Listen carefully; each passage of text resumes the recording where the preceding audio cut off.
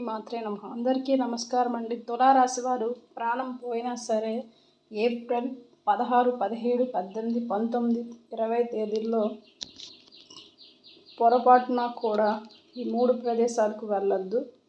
వెళ్తే మాత్రం మీకు పెను ప్రమాదం అనేది పొంచి ఉంది. మరి సమయం చాలా తక్కువగా ఉందండి. ఈ వీడియోని మీరు మాత్రం ఏముందిలే అని చెప్పేసి నిర్లక్ష్యం చేస్తే మీతో పాటుగా మీ కుటుంబ సభ్యులు కూడా చాలా ఇబ్బంది పడతారు. మనం ప్రాణాలతో ఉంటేనే ఏదైనా జీవితంలో సాధించగలిగేది. మన ప్రాణాల కన్నా కూడా ఏది విలువైనది కాదు, ముఖ్యమైనది కాదు. ఎందుకంటే ముఖ్యంగా మనం చెప్పినటువంటి ఈ తారీఖుల్లో అమావాస్య గడియలు అనేవి కూడా మనకి మొదలవుతున్నాయి.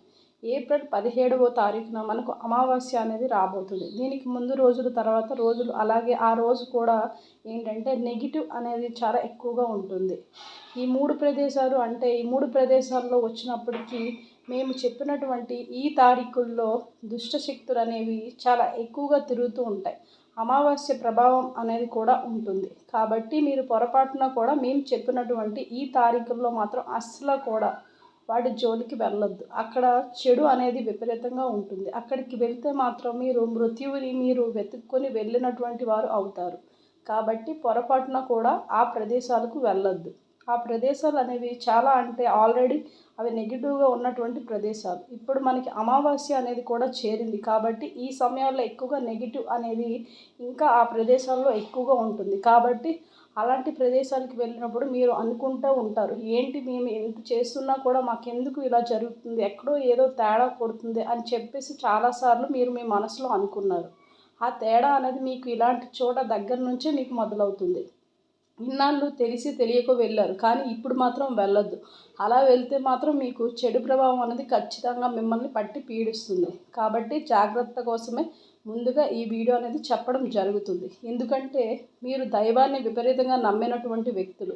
అలాగే మన ప్రాణాల కన్నా కూడా ఏది ముఖ్యమైనది కాదు. ఆ వారాహి మాతే ఈ వీడియోని మీ కళ్ళ ముందుకు తీసుకొస్తుంది. ఎందుకంటే తులారాశి వారు దైవాన్ని విపరీతంగా నమ్మినటువంటి వ్యక్తులు. ఏ పని చేసినా వారి మనసులో ఎప్పుడూ కూడా దైవ నామస్మరణ అనేది చేస్తూ ఉంటారు. గత కొంతకాలం నుంచి తులారాశి వారు మానసికంగా, శారీరకంగా ఎన్నో రకాల అంటే వాళ్ళు చేసే ఉద్యోగాల్లో కావచ్చు, వ్యాపారంలో కావచ్చు, ఎన్నో రకాలైనటువంటి మానసిక ఒత్తిళ్లను, నిద్రలేని రాత్రులను గడిపారు. మీకున్న కష్టాలతో ఎంతో మనోవేదన అనుభవిస్తున్నారు అనేది వారి మనసుకు మాత్రమే తెలుసు. మిగిలిన వాళ్ళకి తెలియదు. ఆఖరికి కుటుంబ సభ్యులకు కూడా తెలియదు. ఎందుకంటే కష్టాలని కూడా వీరు గుండెల్లో దాచుకునే సుఖాలని మాత్రం నలుగురికి పంచాలనుకునేటువంటి వ్యక్తులు ఈ తులారాశి వారు. కాబట్టి వీరి యొక్క మంచితనం వాళ్ళ ఈ వారాహి మాత మీ యొక్క మంచితనానికి ముందుగానే ఒక సాంకేతికంగా ఈ వీడియోని మీ ముందుకు తీసుకొచ్చింది. మీరు తెలియక ఏదో జరిగిపోయింది, గతం గతహ. ఇప్పటి నుంచి అయినా సరే మీరు పొరపాటును కూడా ఆ 3 ప్రదేశాలకు వెళ్ళొద్దు. ముఖ్యంగా మేము చెప్పినటువంటి ప్రత్యేకమైనటువంటి తారీఖుల్లో ఇంకా మీకు అవకాశం ఉంటే అసలు ఈ ఏప్రిల్ నెల మొత్తంలో కూడా మీరు ఈ 3 ప్రదేశాలకు పొరపాటును కూడా వెళ్ళొద్దు. అలా వెళితే మాత్రం మీకు నష్టం అనేది ఇక జరుగుతుంది. అలాగే ప్రమాదం అనేది కూడా పొంచి ఉంది. కుటుంబానికి జరగకూడదు, అలాంటి బాధ మీరు అనుభవించకూడదు అన్న ఉద్దేశంతో ఈ వీడియో మీకు చెప్పడం అనేది జరుగుతుంది. కాబట్టి ఎవరైతే వారాహి మాతని మనస్ఫూర్తిగా నమ్ముతారో వాళ్ళు తప్పకుండా తులారాశి వాళ్ళు వీడియోకి ఒక లైక్ ఇచ్చి సపోర్ట్ చేయండి. మీరు లైక్ చేయడం వల్ల వెంటనే ఆ వారాహి మాత యొక్క ఆశీస్సులు అనేవి మీకు ఏదో ఒక రూపంలో తప్పకుండా అంది మీరు మంచిగా శుభవార్తను వింటారు. మీ జాతక దోషాలన్నీ కూడా తొలగిపోతాయి. అలాగే మీరు లైక్ చేయడం వల్ల మీలా ఇంకొంతమంది తులారాశి మిత్రులకు చేరేవారు కూడా ఉపయోగించుకునే అవకాశాన్ని మీరు కల్పించినటువంటి వారు అవుతారు.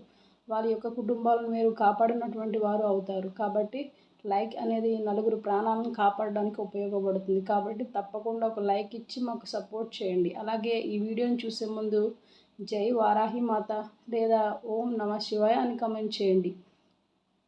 ఈ వారాహి మాత యొక్క ఆశీస్సులతో మీకు ఉన్నటువంటి కీడు దోషాలు, అడ్డంకులు, మృత్యుదోషాలు కావచ్చు, వాహన గండాలు కావచ్చు, ఇవన్నీ కూడా పూర్తిగా తొలగిపోయి మీకు అదృష్టం అనేది, ఐశ్వర్యం అనేవి మీ సొంతం అవుతాయి. తులారాశి అనేది రాశి చక్రంలో 7వ రాశి. వీరి రాశికి అధిపతి శుక్రుడు. చిత్తా నక్షత్రం 3, 4 పాదాలు, స్వాతి నక్షత్రం 1, 2, 3, 4 పాదాలు, విశాఖ నక్షత్రం 1, 2, 3 పాదాల్లో జన్మించినటువంటి వారు తులారాశి వారి కిందకు చెందుతారు.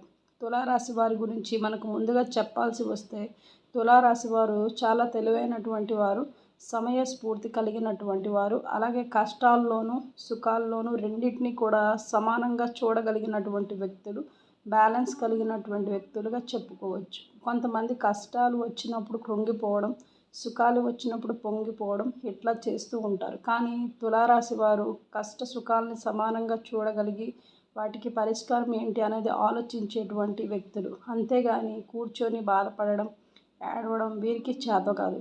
మీకు బాధ ఉండదని ఇక్కడ నేను చెప్పడం లేదు. కాకపోతే ఎంతవరకు తీసుకోవాలో అన్నది మాత్రమే వీళ్ళు అలా ఆలోచిస్తారు. ఈ విధంగా తులారాశి వారికి ఒక మనస్తత్వం అనేది చిన్న వయసు నుంచి కూడా డిఫరెంట్గా ఉంటుంది. బతికితే వీరిలాగే బతకాలి అన్నట్టుగా నలుగురు కూడా వీరిని ఆదర్శంగా తీసుకునేంత గొప్పగా బతుకుతూ ఉంటారు. కుటుంబాన్ని అమితంగా ప్రేమించినటువంటి వ్యక్తులు ఈ తులారాశి వారు. తులారాశి వారు కుటుంబం కోసం ఎంత కష్టాన్నైనా భరిస్తారు. వారి యొక్క ముఖ్య ఉద్దేశం ఏంటంటే కుటుంబంలో ఉన్నటువంటి వాళ్ళని, అంటే వాళ్ళ జీవిత భాగస్వామిని కావచ్చు, లేదా వారి బిడ్డల్ని కావచ్చు, తల్లిదండ్రులను కావచ్చు, సుఖంగా సంతోషంగా ఉంచాలనే ఉద్దేశంతోనే వాళ్ళు ఉంటారు. అలాగే మంచి భావనలు కలిగి ఉంటారు. అలాగే మంచి కట్టుబాట్లతో వారి సాంప్రదాయంగా పెరిగినటువంటి వ్యక్తులు, అన్ని రకాల సిద్ధాంతాలు నమ్మినటువంటి వ్యక్తులుగా చెప్పుకోవచ్చు. కాబట్టి వీరి యొక్క మనస్తత్వం అనేది చాలా గొప్పది. అలాగే దైవాన్ని విపరీతంగా నమ్ముతూ ఉంటారు. దైవానికి సంబంధించిన కార్యాలు, పూజలు, అలాగే గుళ్ళకు సంబంధించినటువంటి దాన ధర్మాలు ఇలాంటివి కూడా ఎక్కువ చేస్తూ ఉంటారు. కాబట్టి దైవం యొక్క అనుగ్రహం కూడా వీరి మీద చాలా ఎక్కువగా ఉంటుంది. అయితే మీరు చేసినటువంటి పూజలు కావచ్చు, దాన ధర్మాలు కావచ్చు, ఇలాంటివన్నీ కూడా మీకు చెందకుండా మీరు ఇప్పటికీ ఈ రోజుకి చేస్తున్నటువంటి పొరపాటు ఏంటంటే, మీరు తెలిసి తెలియకుండా ఆ 3 ప్రదేశాలకు వెళ్ళడం. అలాంటి ప్రదేశాలకు వెళ్ళడం వల్ల మీ జీవితంలో అంతా ఉన్నా కూడా ఎక్కడో ఏదో వెలతి ఉంటుంది. చూడండి, దానికి కారణం ఏంటి? ఈ 3 ప్రదేశాలు. ఎందుకంటే ఆ 3 ప్రదేశాలు అనేవి పూర్తిగా నెగిటివ్తో ఉండిపోయాయి. అలాగే దుష్ట శక్తులు నిండిపోయి ఉన్నాయి. వాటి యొక్క ప్రభావం అనేది మీరు ఎంత వద్దనుకున్నా, ఎంత కాదనుకున్నా కూడా మీ మీద ఖచ్చితంగా పడుతుంది. ఇంకా మీ అదృష్ట శాతు పూర్తిగా మీరు అందులో మునిగిపోవడం లేదు. ఆ దైవం మిమ్మల్ని కాపాడుకుంది. కాబట్టి మీ యొక్క అదృష్టాన్ని బట్టి మీ జాతక ప్రకారంగా మీరు చాలా అదృష్టవంతులు. ఆ అదృష్టం వల్లనే ఈ మాత్రమైనా నెగిటివ్ అనేది మీ మీద పడడం లేదు. లేకపోతే ఇంకా మరి మీరు చాలా దెబ్బ తినాల్సినటువంటి వాళ్ళు. ఏదైనా సరే వచ్చి చిన్న గోటుతోటి అలా వెళ్ళిపోతుంది. ఇంకా చెప్పాలంటే అది మీ యొక్క అదృష్టం, మీ యొక్క పూర్వజన్మ సుకృతం వల్లనే అని చెప్పుకోవచ్చు. వీటి వల్లే మీరు ఈ 3 ప్రదేశాలకు వెళ్ళడం వల్ల ఏంటంటే మీకు పితృదోషాలు, పితృశాపాలు కూడా పెరుగుతున్నాయి. ఇంకా చెప్పాలంటే మీ యొక్క కులదైవం ఎవరైతే ఉందో ఆ కులదైవం కూడా మీ మీద ఆగ్రహిస్తున్నారు అని చెప్పేసి కూడా చెప్తున్నాం. అంటే మన యొక్క కులదైవం ఎవరైతే ఉన్నారో వారు ఏంటంటే ఆ దేవత మన యొక్క కుటుంబాలని ప్రత్యేకంగా కాపాడుతూ ఉంటారు. ఎందుకంటే మన యొక్క వెనకటి పెద్దవాళ్ళు అప్పటి నుంచి వారికి ఉన్న సమస్యలను, పూజలను చేసుకుంటూ ప్రత్యేకంగా కులదైవాన్ని పూజిస్తూ ఉండేవాళ్ళు. అలా చేయడం వల్ల కులదైవం ఏంటంటే ఆ సమస్య నుంచి మిమ్మల్ని గట్టెక్కిస్తూ వచ్చేది. అలాంటి కులదైవం కూడా మీరు ఈ ప్రదేశాలకు వెళితే ఆ దైవం కూడా మిమ్మల్ని కాపాడలేని పరిస్థితి. ఎందుకంటే దైవం కూడా వెనకడుగు వేస్తుందంటే అక్కడ యొక్క నెగిటివ్ ప్రభావం అనేది ఎంత గట్టిగా ఉంటుందనేది ఒకసారి ఆలోచించండి. కాబట్టి మీరు ఆ ప్రదేశాలకు వెళ్ళవద్దు. పొరపాటున కూడా వెళ్తే మాత్రం మీరు చాలా ఇబ్బందులు పడుతూ ఉంటారు. మీరు చేసే పుణ్యకార్యాలు కావచ్చు, అలాగే మీరు చేసే పూజలు కావచ్చు, మీ కులదైవం కావచ్చు, ఆఖరికి మీ పితృదేవతలు ఎవ్వరూ కూడా మిమ్మల్ని కాపాడలేరు. ఎంత నష్టం జరగాలో అనేది మన ఊహకు కూడా అందదు. ఎందుకంటే రెప్పపాటు కాలం చాలు ఒక మంచి జరగాలన్నా, ఒక చెడు జరగాలన్నా కన్ను మూసి తెరిసేటప్పటికి ఎన్నో జీవితాలు చల్లా చెదరైపోతూ ఉంటాయి. అలాగే బాగుపడనివి కూడా ఉంటాయి. కానీ ఇక్కడ ఆ ప్రదేశాలకు వెళ్తే మాత్రం ఖచ్చితంగా మీరు కష్టాలు కొనుక్కొని తెచ్చుకున్నట్టే, సుడిగుండాల్లో మీరు పడినట్టే అవుతుంది. ఇక మీరు ఏంటంటే మీ యొక్క కులదైవంతో పాటుగా, అలాగే మీ ఇష్టదైవంతో పాటుగా మీరు వారాహి దేవుని కూడా పూజిస్తూ ఉండండి. వారాహి మాత యొక్క మంత్రాన్ని మనసులో మీరు కనీసం స్మరిస్తూనే ఉండండి. జై వారాహి మాత అనే మంత్రాన్ని కూడా ఎప్పుడూ మనసులో ఏదైనా ఒక పని మొదలు పెట్టనప్పుడు కానివ్వండి, లేకపోతే ఏదైనా పని మీద బయటికి వెళ్ళేటప్పుడు కానివ్వండి, జై వారాహి మాత అనే మంత్రాన్ని చెప్పుకోవడం వలన మీకున్నటువంటి నెగిటివ్ ఏదైతే ఉందో అదంతా కూడా తల్లి తీసేస్తూ ఉంటుంది. వారాహి మాత యొక్క ఆశీస్సులు కూడా మీ మీద, మీ కుటుంబం మీద ఉండడం వల్ల ఇప్పుడు మీకు కలిసి వచ్చి దానికన్నా ఎక్కువ రెట్టింపు అనేది వచ్చి మీకు అంతా బాగుండేలా, అంటే మీ యొక్క కుటుంబంతో ఇంకా మీకు ఆనంద సంతోషాలు సంపద పరంగా కావచ్చు, అంతా బాగుండేలాగా ఆ మార్పులు చేర్పులు అనేవి మీరు గమనిస్తారు. ఇంకా బాగా కలిసి వస్తుంది కాబట్టి ఆ తల్లిని కూడా మీరు నమ్ముకొని ఆ తల్లికి కూడా పూజలు చేస్తూ ఉండండి. ఇక మీరు నెగిటివ్ అని చెప్తున్నటువంటి వెళ్ళకూడని ప్రదేశాలు ఏంటనేది ఇప్పుడు నేను మీకు క్లియర్గా చెప్తాను. ఎందుకు అక్కడికి వెళ్తే మీకు నష్టం జరుగుతుంది అనేది ఆ కారణాలు కూడా ఇక్కడ నేను చెప్తాను. దేశం వచ్చినప్పటికీ మీ చుట్టుప్రక్కల కావచ్చు, లేదా మీ బంధువుల్లో కావచ్చు, మీ స్నేహితుల్లో కావచ్చు, మీ ఇరుగు పొరుగు వాళ్ళలో కావచ్చు, ఇట్లా ఎవరైనా కానివ్వండి, మీకు బాగా దగ్గర వాళ్ళు, మీకు బాగా తెలిసినటువంటి వ్యక్తుల్లో ఒక వ్యక్తి వచ్చినప్పుడే పూర్తిగా నెగిటివ్తో నిండిపోయి ఉంటారు. అంటే వారి జీవితం ఎలా ఉంటుందంటే కళల్లో కూడా ఆ కళలు వస్తే అలాంటి జీవితాన్ని చూసి భయపడుతూ ఉంటాం చూడండి. అలాంటి జీవితం అనేది మీరు నిజ జీవితంలో అనుభవిస్తూ ఉంటారు. అంటే మన పగవాళ్ళకు కూడా అలాంటి భయంకరమైనటువంటి జీవితం రాకూడదని చెప్పేసి మనం కోరుకుంటూ ఉంటాం. అంత భయంకరమైనటువంటి జీవితాన్ని గడుపుతూ ఉంటారు. అలాంటి వారు ఖచ్చితంగా మీ చుట్టుప్రక్కల మీ బంధువుల్లో లేకపోతే మీ రక్త సంబంధికుల్లో లేదా మీ యొక్క స్నేహితుల్లో కావచ్చు, ఎక్కడో ఒక వ్యక్తి ఉంటారు. అది ఆడవారా మగవారు అనేది మీ మనస్సుకు మీ పాటికి అర్థమే ఉంటుంది. ఇక్కడ అందరి బాధలు ఉంటాయి, ఉండవని నేను చెప్పడం లేదు. కానీ వాళ్ళకి ఈ యొక్క బాధలు అనేవి ఇంకా ఎక్కువగా ఉంటాయి. వారి యొక్క మనశ్శాంతి కూడా పూర్తిగా అశాంతితో దుఃఖంతో నరకంతో నిండిపోయి ఉంటుంది. వారి బాధలు ఎలా ఉంటాయంటే భార్యాభర్తలు కూడా కనీసం కలిసి ఒక చోట ఉండరు. భార్య ఒక చోట ఉండదు, లేదా భర్త ఒక చోట ఉంటాడు, లేదా అసలు భార్యాభర్తలు ఇద్దరూ ఒకరికొకరు దూరమైపోవడం, కుటుంబ భారాన్ని పూర్తిగా వీళ్ళే లాక్కోవాల్సినటువంటి పరిస్థితి అనేది వస్తుంది. అలాంటి వారు ఏంటంటే వాళ్ళ బాధ అనేది చాలా దారుణంగా ఉంటుంది. ఎందుకంటే అంత ఉన్నవాళ్ళు రావాలంటే అంత ఈజీ కాదు. అలాంటిది ఒక ఆడ మనిషి అలా బాధల్లో ఉండి రావడం ఉంటే అది చాలా భయంకరమైనటువంటి పరిస్థితి అని చెప్పుకోవచ్చు. వాళ్ళ దగ్గరికి వెళ్ళి కూర్చున్నప్పుడు అంటే మన రక్త సంబంధికులు అలాంటి వాళ్ళు కొంతమంది ఉండవచ్చు, లేదా మన బంధువుల్లో కూడా ఉండవచ్చు. వారితో ఫోన్లో మాట్లాడుతూ ఉంటాం, లేకపోతే మాట్లాడడానికి ఎవరో లేరని చెప్పేసి దగ్గరికి వెళ్ళి లేదా కూర్చుందామని కాసేపు టైం పాస్గా మాట్లాడుకుందామని ఇలా ఏంటంటే రకరకాల కారణాల వల్ల వాళ్ళ దగ్గరికి వెళ్ళి మాట్లాడాలనే ప్రయత్నం చేస్తూ ఉంటాం. అది ఫోన్లో కూడా కావచ్చు. అలాగే మాట్లాడినప్పుడు వాళ్ళు కూడా ఏంటంటే వాళ్ళ జీవితం వాళ్ళు గత జన్మలో చేసుకున్నటువంటి పాపకర్మాలు కావచ్చు, లేదా పెద్దవాళ్ళు చేసినటువంటి పాపాలు వీళ్ళ మీద పడి ఉండవచ్చు. కొన్ని పితృదోషాలు కూడా ఉంటాయి. పెద్దవాళ్ళు బతికున్నప్పుడు చేసినటువంటి పాపాలు కూడా ఇలా పిల్లల కర్మల రూపంలో వీళ్ళు ఏం చేయకపోయినా కూడా అలా వస్తూ ఉంటాయి. అట్లా కావచ్చు, లేకపోతే వీళ్ళు తెలియక ఈ జన్మలో ఏదైనా చేసున్న వల్ల కూడా ఏంటంటే నరకం అనుభవిస్తూ ఉంటారు. ఇలా ప్రతి క్షణం కూడా చిత్రహింసలు అనుభవిస్తూ ఉంటారు. అలాంటి ఒక దుఃఖంలో ఉన్నటువంటి మనుషులకి మీరు ఫోన్ చేసినప్పుడు మాట్లాడినప్పుడు కానివ్వండి, లేదా వాళ్ళ ఎదురుగా వెళ్ళి కూర్చొని మాట్లాడినప్పుడు కానివ్వండి, వాళ్ళ దగ్గర వచ్చేటువంటి మాటలు వాళ్ళ నోట్లో నుంచి ఎలా ఉంటాయంటే ఏం జన్మంలేండి, మాకు సుఖం లేదు, అచ్చంగా దేవుడు మమ్మల్ని బాధలకే పుట్టించాడు, మేము ఏమేం పాపం చేసాం, అసలు ఎలాంటి జీవితం అనేది మాకు రాకూడదు, అసలు బతకాలని కూడా అనిపించడం లేదు అని చెప్పేసి వాళ్ళకన్నా వాతావరణాన్ని బట్టి వాళ్ళ నోట్లో నుంచి అలాంటి మాటలు వస్తూ ఉంటాయి. పూర్తిగా దుఃఖంతో నిండిపోయినటువంటి మాటలు వస్తూ ఉంటాయి. సంతోషం లేనప్పుడు సంతోషంలో ఉన్న మాటలు వాళ్ళకి రావు. బాధల్లో ఉన్నారు కాబట్టి వాళ్ళకి అలాంటి మాటలు వస్తాయి. అలాంటి వాళ్ళు బాధలు మనం తీసేది ఏమీ లేదు. కానీ వాళ్ళ మాటలు వినడం వల్ల ఏంటంటే కాస్తో కోస్తో మనలో ఉన్నటువంటి ఉత్సాహమైన ఆనందం అవి కూడా తగ్గిపోయి మనం కూడా నెగిటివ్ రూట్లోకి వెళ్ళిపోయి మనం కూడా అట్లా నెగిటివ్గా ఆలోచించే అవకాశాలు అనేవి చాలా ఎక్కువగా ఉంటాయి. ఆ నెగిటివ్ అనేది వాళ్ళతోనే మాట్లాడినప్పుడు వాళ్ళ దగ్గరికి వెళ్ళినప్పుడు ఖచ్చితంగా మీకు కూడా పట్టుకొని మీకు చుట్టుకొని అవకాశం అనేది ఉంటుంది. కాబట్టి అలాంటి వ్యక్తులతో మాట్లాడే ప్రయత్నం అనేది దయచేసి చేయవద్దు. అలాంటి వాళ్ళు ఇళ్ళకు వెళ్ళవద్దు.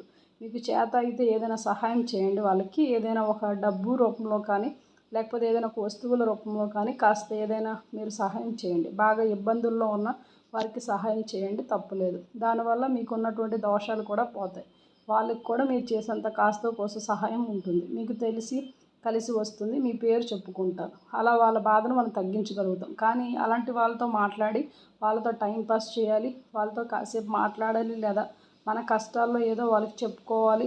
ఇలాంటివి చేస్తే అలాంటి వాళ్ళ బాధల్లో నిండిపోయిన వాళ్ళకి మళ్ళీ తీసుకెళ్ళి మనం చెప్పుకుంటే వాళ్ళు మనకు సలహా ఏమి ఇస్తారంటే ఒకసారి ఆలోచించండి.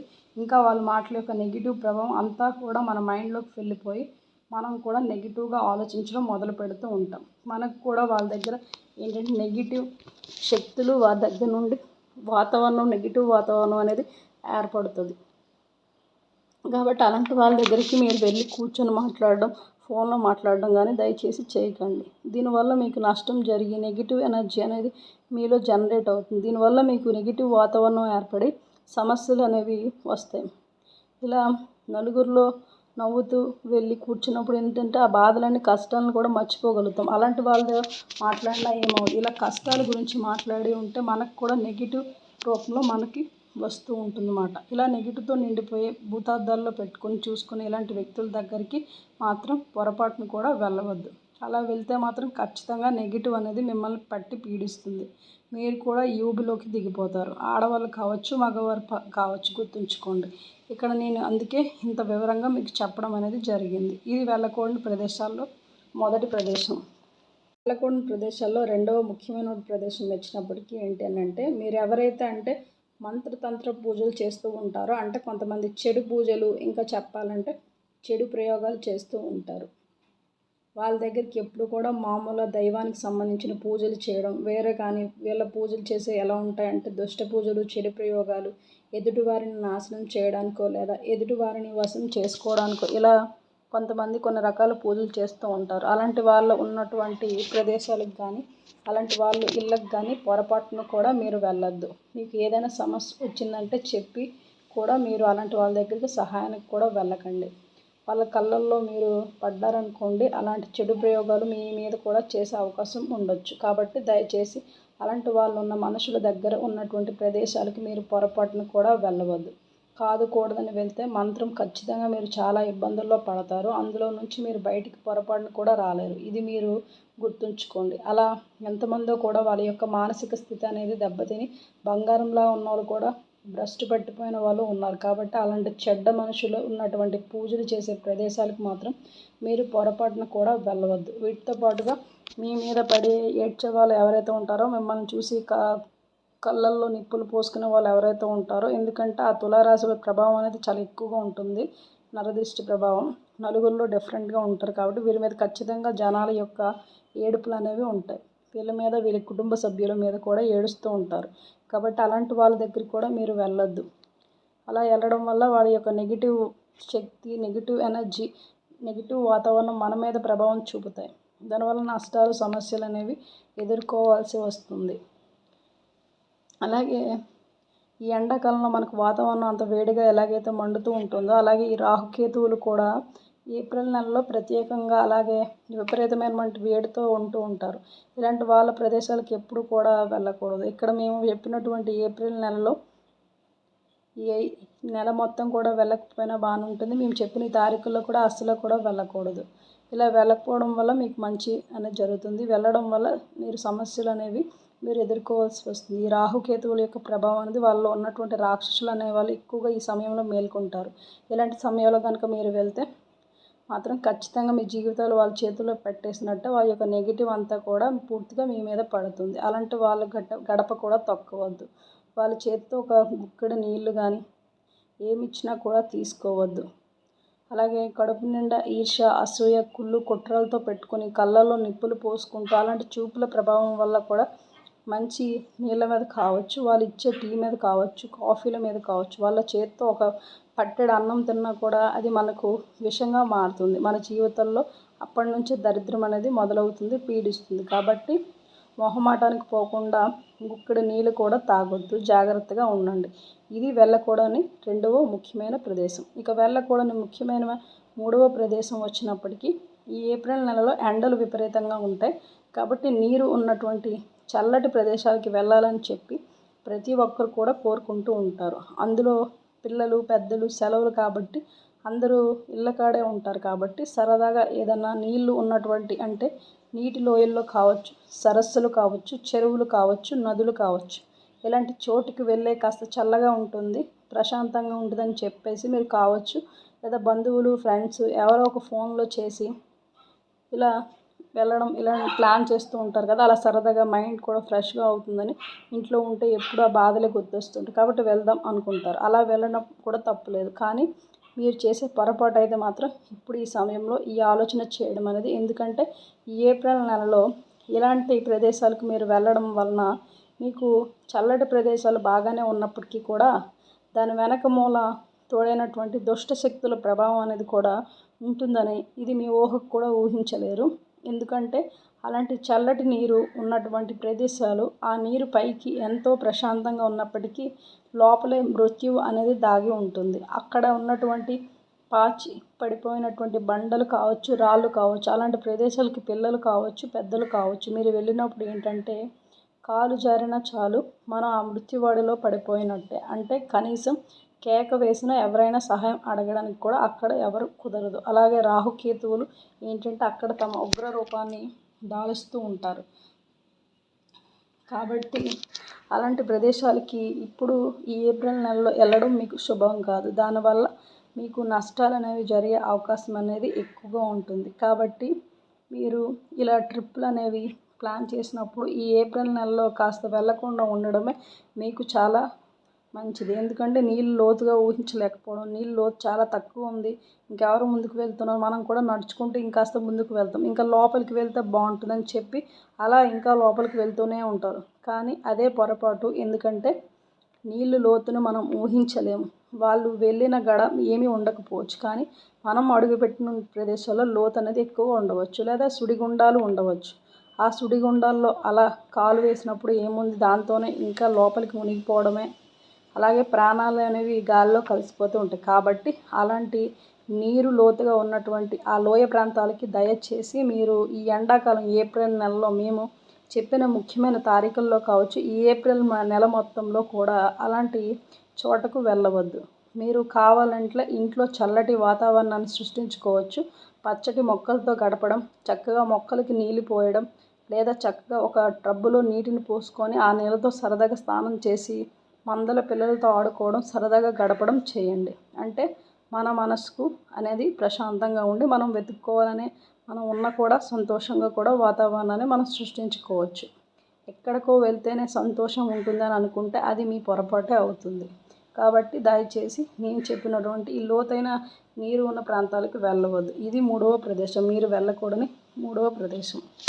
నెలలో మీరు వెళ్ళేటువంటి ముఖ్యమైన ప్రదేశాలు కూడా నేను చెప్తాను. మీరు ఏదైనా పురాతన శివాలయానికి కానీ, పురాతన దేవాలయాలకు కానీ వెళ్ళండి. అలాంటి చోట ఏంటంటే చాలా చల్లగా ఉంటుంది. అక్కడ మీకు ఈ వేడి తీవ్రత అనేది చాలా తగ్గి మీ మనసుకు ప్రశాంతంగా ఉంటుంది. మీలో మీ పిల్లల్లో భక్తి భావం అనేది ఇంకా ఎక్కువగా పెరుగుతుంది. అలాంటి పురాతన శివాలయాలకు వెళ్ళి ఒక బిందుడు నీళ్ళతో కానీ, లేదా ఒక చెంబుడు నీళ్ళతో కానీ చక్కగా శివలింగానికి అభిషేకం చేస్తే బిల్వదళాలను పెట్టి పూజ చేయండి. అలా చేయడం వలన శివుడు ఎంత చల్లబడతాడో మీ మనసులో కూడా అంత చల్లబడి మీకు బాగా కలిసి వస్తుంది. కాబట్టి పురాతన శివాలయాలకు, పురాతన దేవాలయాలకు వెళ్ళండి. ఇంకా అనాథ పిల్లలకు, వృద్ధులకు ఐస్ క్రీమ్స్, చల్లటి కూల్ డ్రింకులు, చల్లటి పానీయాలు, ఐస్ క్రీమ్లు, పండ్లు ఇలాంటివి మీరు దాన ధర్మాలు చేయండి. మంచిగా ఏదైనా వారికి బట్టలు కానీ, గొడుగులు కానీ, చెప్పులు కానీ ఇవి మీరు వారికి దానం చేయడం వల్ల మీకు మీ జీవితాల్లో, మీ జాతకాల్లో ఉన్నటువంటి శని ప్రభావం అనేది తగ్గి మీకు ఇంకా బాగా కలిసి వస్తుంది. మీకు బాగా ప్రశాంతంగా ఉంటుంది. మీకు ఇంకా 1కి 4 రూపాయలు 4 దిక్కుల నుంచి కలిసి వచ్చే అవకాశం అనేది ఉంటుంది.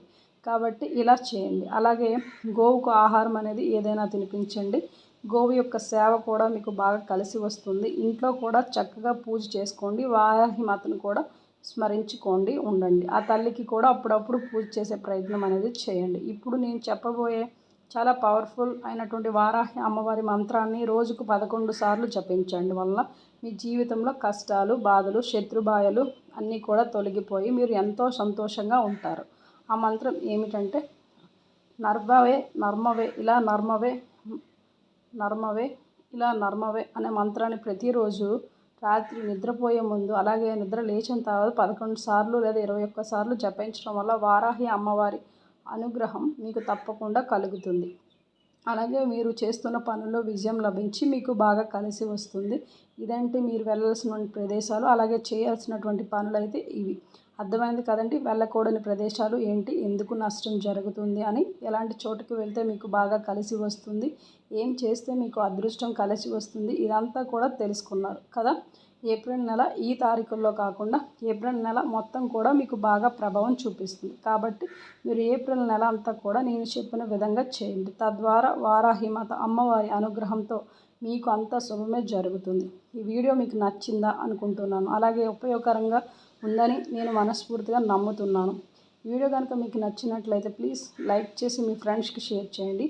అలాగే మా కొత్త వీడియోస్ మీకు వెంటనే చేరాలంటే మా channel Revathi talks Telugu channel subscribe చేసుకుని పక్కనే ఉన్నటువంటి బెల్ ఐకాన్ ప్రెస్ చేయండి. ధన్యవాదములు. శుభమస్తు.